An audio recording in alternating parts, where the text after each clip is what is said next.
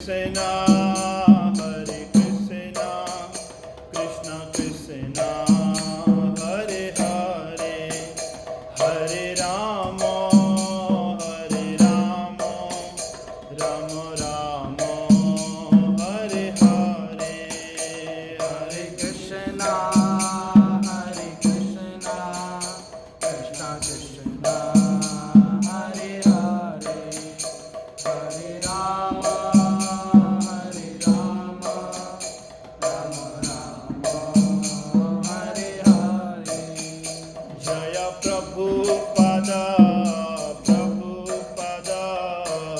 Prabhupada Jaya Prabhupada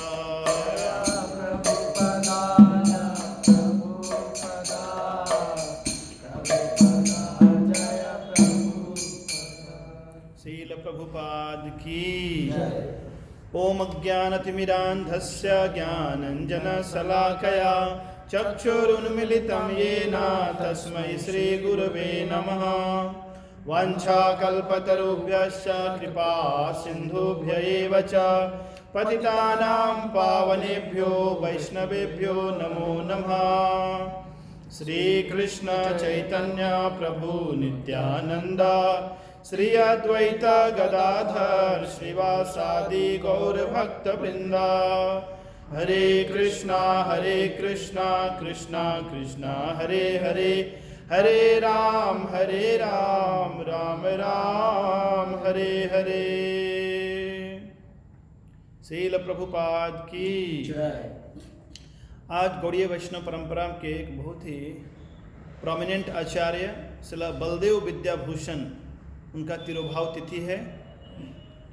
Baldev Vidyabhushan Srila Vishwanath चक्रवर्ती ठाकुर के शिष्य हैं। प्रारंभ में बलदेव विद्याभूषण पुरी में उन्होंने राधा दामोदर देव गोस्वामी उनसे दीक्षा भी प्राप्त की थी। बाद में वे वृंदावन आए उन्हीं के आदेश से। इनके जीवन के बारे में बहुत अधिक सूचनाएं उपलब्ध नहीं हैं, फिर भी मैं पढ़ रहा था आज तो पता चला श्री बलदेव विद्याभूषण उड़ीसा में बालसोर डिस्ट्रिक्ट में रेमुणा है, जहाँ पर क्षीरचोरा गोपीनाथ भगवान की बहुत प्रसिद्ध मंदिर है, वहाँ पास में चिल्का नाम के एक गाँव में वे प्रकट हुए। इनका पिताजी वैश्य थे, खेती करते थे, लेकिन बाल्यकाल में इनको पढ़ाई करने का अवसर मिला। बहुत कम समय में संस्कृत, न्याय और अन्य दर्शनों के मर्मज्ञ हो गए। बाद में विरक्त हुए और इन्होंने श्रीपाद शंकराचार्य के भाष्य का अध्ययन किया, शारीरक भाष्य वेदांत सूत्र के ऊपर। साथ ही श्री रामानुजाचार्य के भाष्य, श्री भाष्य, उसका अध्ययन किया। दक्षिण भारत गए, फिर वहाँ उडुपी भी गए, मध्वाचार्य के तीर्थ स्थल। वहाँ पर अनुभाष्य जो श्रीपाद मध्वाचार्य ने वेदांत सूत्र के ऊपर भाष्य लिखा है। यानी कुल मिलाकर इस प्रकार कई ग्रंथों का इन्होंने अध्ययन किया और प्रकांड विद्वान हुए। वहाँ से लौट कर आए जगन्नाथपुरी और अपनी विद्वता का प्रदर्शन। पहले के समय में एक कंपटीशन था, लोग अध्ययन करते थे और ऐसे डिबेट करते थे और लोगों को परास्त करके उनको आनंद मिलता था। तो अभी वैष्णव नहीं बने थे, लेकिन जगन्नाथपुरी में आने के बाद वहाँ पर राधा दामोदर देव गोस्वामी जो चैतन्य महाप्रभु की परंपरा में भक्त हैं, ये श्रील रसिकानंद प्रभु, श्यामानंद प्रभु, इनकी परंपरा में इन्होंने, परंपरा तो वही है चैतन्य महाप्रभु की, तो ये रसिकानंद प्रभु के शिष्य हैं। तो आए थे वाद विवाद करने के लिए, लेकिन जब इन्होंने देखा राधा दामोदर गोस्वामी की भक्ति, उनकी भी विद्वता, उनकी विनम्रता, तो बहुत प्रभावित हुए और उन्होंने ये विचार त्याग दिया कि इनसे शास्त्रार्थ करना है। साथ ही साथ चैतन्य महाप्रभु के सिद्धांत के प्रति बहुत आकृष्ट हुए। वैष्णव सिद्धांत जानने की उनकी जिज्ञासा हुई और इस प्रकार से चैतन्य महाप्रभु के भक्त बन गए। इस प्रकार वहाँ पर राधा दामोदर गोस्वामी ने उन्हें श्रील जीव गोस्वामी के द्वारा प्रदत्त जो 6 संदर्भ के ऊपर, जैसे परमात्मा संदर्भ, कृष्ण संदर्भ, तत्व संदर्भ, भक्ति संदर्भ, प्रीति संदर्भ, और कितने हुए? 5 हुए। तो इस तरह से जो भी जीव गोस्वामी ने ग्रंथों की रचना की थी, तत्व संदर्भ, परमात्मा संदर्भ, कृष्ण संदर्भ और एक भागवत संदर्भ, ये 4 हो गए, और भक्ति और प्रीति संदर्भ। तो इनका उन्हें अध्ययन कराया। बाद में वे वृंदावन आए और वृंदावन में श्रीला विश्वनाथ चक्रवर्ती ठाकुर के अनुगत हुए, शरणागत हो गए, क्योंकि भक्ति उत्पन्न हो गई थी। तो भक्ति होने से जैसे कोई व्यक्ति महान भगवत भक्तों के निकट जाता है तो उनकी भक्ति के प्रभाव में स्वाभाविक ही है। श्री विश्वनाथ चक्रवर्ती ठाकुर ने उन्हें भजन में और पारंगत बनाया, विद्वान तो थे ही। तो ऐसे एक इनके जीवन में एक घटना घटी कि एक बार जयपुर में रामानंदी कुछ संप्रदाय के जो भक्त थे, उन्होंने राधा गोविंद देव की जो सेवा चल रही थी, जो श्री रूप गोस्वामी का विग्रह है गोविंद देव जी, औरंगजेब के समय जब उसने आक्रमण किया था तो उस विग्रह को जयपुर शिफ्ट कर दिया गया था। तो कई पीढ़ियों से सेवा चल रही थी, लेकिन अचानक श्री संप्रदाय के कुछ रामानंदी वैष्णवों ने कहा कि ये जो गौड़ीय वैष्णव जो सेवा कर रहे हैं ये प्रमाणिक नहीं है, क्योंकि राधा रानी को कृष्ण के साथ रखना उचित नहीं है।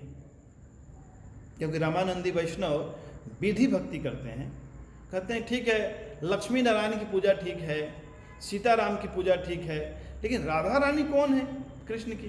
वो तो उनकी पत्नी नहीं है, और राधा रानी की चर्चा भी बहुत शास्त्रों में नहीं की गई है, तो ये प्रमाणिक नहीं है। दूसरा उन्होंने आक्षेप किया कि ये गौड़ीय वैष्णव जो इनकी सेवा कर रहे हैं तो इनका भी कोई परंपरा का कोई प्रमाण नहीं है। परंपरा तो केवल 4 ही है, श्री संप्रदाय, ब्रह्म संप्रदाय यानी मध्व संप्रदाय, कुमार संप्रदाय और रुद्र संप्रदाय। ये कहाँ से आ गए गौड़ीय संप्रदाय? इस प्रकार से राजा को उन्होंने कहा कि मूर्ति जो श्रीमती राधा रानी की है वो हटाना चाहिए मंदिर से, मंदिर में केवल श्री कृष्ण की पूजा होगी। लेकिन राजा भगवान के भक्त तो थे ही, साथ ही साथ गौड़ीय वैष्णव सिद्धांत से वो भी प्रभावित थे। तो राजा ने श्री विश्वनाथ चक्रवर्ती ठाकुर को, जो वृंदावन में रहते थे, उन्हें आमंत्रित किया। लेकिन उस समय विश्वनाथ चक्रवर्ती ठाकुर अत्यंत वृद्ध हो गए थे, उनकी प्रायः आयु 100 वर्ष की थी, तो उस समय नहीं जा सकते थे। तो उन्होंने अपने शिष्य बलदेव विद्याभूषण को भेजा, ये जो विवाद चल रहा है इसका निपटारा करने के लिए, क्योंकि जानते थे कि ये योग्य है, ये कर सकता है। तो बलदेव विद्याभूषण आए वहाँ जयपुर में, और जयपुर में जो भी उनके तर्क थे वो सभी तर्कों का उन्होंने खंडन किया, और साथ ही साथ उन्होंने यह स्थापित किया कि श्रीमती राधा रानी श्री कृष्ण की नित्य संगिनी हैं। कई वेद, उपनिषद और ब्रह्म वैवर्त पुराण, स्वयं भागवत पुराण में भी वर्णन है।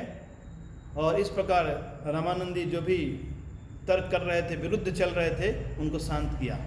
और जहाँ तक बात थी कि गौड़ीय वैष्णव परंपरा प्रमाणिक नहीं है, तो उन्होंने कहा कैसे प्रमाणिक नहीं है? नित्यानंद प्रभु ने जिनसे दीक्षा ली थी लक्ष्मी तीर्थ से, तो लक्ष्मी तीर्थ कौन है? लक्ष्मी तीर्थ मध्वाचार्य के संप्रदाय में है। तो हमारी जो परंपरा है गौड़ीय वैष्णव परंपरा, इन्हीं 4 परंपराओं में मध्व परंपरा में है। साथ ही साथ उन्होंने ये भी कहा चैतन्य महाप्रभु के गुरु हैं ईश्वरपुरी, ईश्वरपुरी के गुरु हैं श्रीपाद माधवेंद्रपुरी, और श्रीपाद माधवेंद्रपुरी के गुरु हैं श्री लक्ष्मी तीर्थ। तो इस प्रकार से हमारी जो परंपरा है बिल्कुल प्रमाणिक परंपरा है। लेकिन उन्होंने एक अन्य आरोप लगाया था कि आपकी इस परंपरा में कोई ब्रह्म सूत्र के ऊपर भाष्य नहीं है, वेदांत सूत्र के ऊपर, क्योंकि जितने भी प्रमाणिक संप्रदाय हैं उनके अपने भाष्य हैं। तो बलदेव विद्याभूषण ने कहा कि हाँ ये बात तो सही है। तो अभी उन्होंने कहा कि हमें कुछ दिनों का समय दीजिए, मैं भाष्य अभी प्रस्तुत करूँगा। तो वे गोविंद देव जी के सामने गए, उन्होंने गोविंद देव जी को पूरी घटना सुनाई, और इस प्रकार से गोविंद देव जी ने उन्हें आदेश दिया कि तुम चिंता न करो, तुम लिखना प्रारंभ करो। इस प्रकार केवल कुछ ही दिनों में स्वयं गोविंद देव जी की प्रेरणा से वेदांत सूत्र के ऊपर उन्होंने भाष्य लिख दिया। जो बिल्कुल अद्वितीय था। श्रील प्रभुपाद ने अपनी भगवत गीता लिखने के बाद सबसे पहले उन्होंने बलदेव विद्याभूषण को अर्पित की है। तो आप लोग पढ़ेंगे, उसमें प्रारंभ में लिखा हुआ है गोविंद भाष्य के प्रणेता बलदेव विद्याभूषण को समर्पित। उसके बाद जब ये उन्होंने बलदेव विद्याभूषण ने अपने भाष्य प्रस्तुत किए तो सारे रामानंदी जो वैष्णव थे वो सब आश्चर्यचकित थे। वे सब उनके से दीक्षा लेना चाहते थे इतने वो लज्जित अनुभव कर रहे थे कि हमने क्यों इनके साथ ऐसे तर्क वितर्क किया। लेकिन बलदेव विद्याभूषण ने कहा नहीं नहीं, आप लोग की जो परंपरा है बिल्कुल प्रमाणिक है, श्री संप्रदाय, मैं ऐसा अपराध नहीं करूंगा, मैं पुनः आपको दीक्षा नहीं दूंगा। तब से जाकर गौड़ीय वैष्णव परंपरा के जो भी सम्मान था उसकी रक्षा हुई।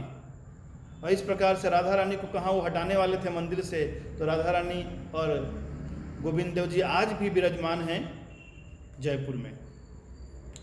साथ ही साथ जयपुर जब जाते हैं हम तो पिंक सिटी जब प्रारंभ होता है उसके बाहर में एक छोटा सा मंदिर है, कुछ लोगों ने दर्शन किए होंगे, जहाँ पर ये घटना घटी थी। यानी कि बलदेव विद्याभूषण ने जहाँ बैठकर जिस छोटे से मंदिर में गोविंद भाष्य की रचना की थी, वो मंदिर आज भी है।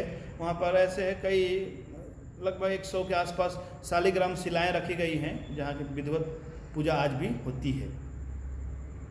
तो बलदेव विद्याभूषण के शिष्य हैं उद्धव दास बाबाजी महाराज, और उद्धव दास बाबाजी महाराज के शिष्य हुए मधुसूदन दास बाबाजी महाराज, और इनके शिष्य हुए वैष्णव सार्वभौम श्री जगन्नाथ दास बाबाजी महाराज। तो हमारी गौड़ीय वैष्णव परंपरा में बलदेव विद्याभूषण प्रकांड विद्वान और हमारी परंपरा को अक्षुण्ण रखने में बहुत ही महत्वपूर्ण भूमिका इन्होंने निभाई है। इन्होंने काफ़ी ग्रंथों की रचना की है। श्रीमद् भगवत गीता के ऊपर भी इन्होंने टीकाएँ लिखी, भागवत के ऊपर भी टीकाएँ लिखी, और जो मैंने 6 संदर्भ बताए उसके ऊपर भी इन्होंने टीकाएँ लिखी। साथ में 10 उपनिषदों के ऊपर इन्होंने भाष्य प्रस्तुत किए, ऐश्वर्य कदम्बिनी, प्रमेय रत्नावली, ऐसे उन्होंने कई ग्रंथों की रचना की। तो आज उनका तिरोभाव तिथि है। आज हम उनके चरण कमलों में सादर नमन करते हैं, साथ ही साथ कृपा की याचना करते हैं ताकि हम भी भक्ति में स्थिर हो सकें और भगवान की सेवा कर सकें। श्रील बलदेव विद्याभूषण गोस्वामी प्रभुपाद की, जगत गुरु शील प्रभुपाद की, गौर प्रेमानंदे।